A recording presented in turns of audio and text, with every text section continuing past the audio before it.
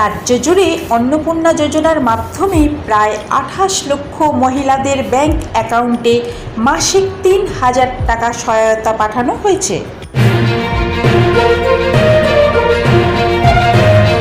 Mamata Bandyopadhyay India জোটের বৈঠকে দাবি তুললেন, বিরোধী ঐক্যকে শক্তিশালী করতে দিল্লিতে ইন্ডিয়া ব্লকের বৈঠক ডাকার পক্ষে মত নিয়েছেন মমতা ব্যানার্জি।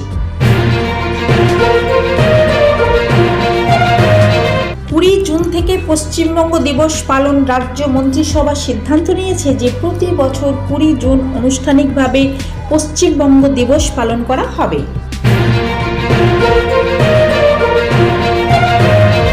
দক্ষিণবঙ্গের একাধিক জেলায় বজ্র বিদ্যুৎ সহ বৃষ্টি ও কালবৈশাখীর সম্ভাবনার কথা জানিয়েছে আবহাওয়া দপ্তর।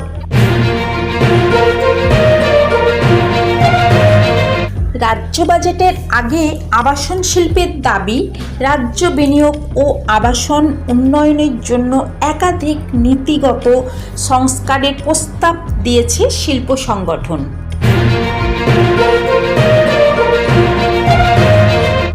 আবহাওয়া দপ্তর আইএমডি পশ্চিমবঙ্গের জন্য বজ্র বিদ্যুৎ, ঝোড়ো হাওয়া ও ভারী বৃষ্টির সতর্কতা জারি করেছে।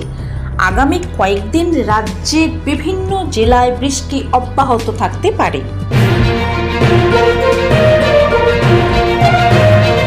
কর্ণাটকে নতুন মুখ্যমন্ত্রী হিসাবে ডিকে শিবকুমারের শপথ গ্রহণ কংগ্রেস নেতৃত্বে ঐক্যর বার্তা দেওয়ার চেষ্টা করছে।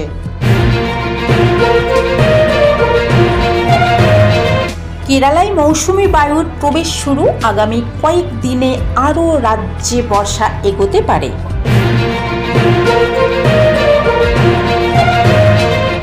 নেপালের সীমান্ত সংক্রান্ত মন্তব্যের জবাবে ভারতের কড়া অবস্থান, তৃতীয় পক্ষের পদক্ষেপের বিরোধিতা করছে দিল্লি।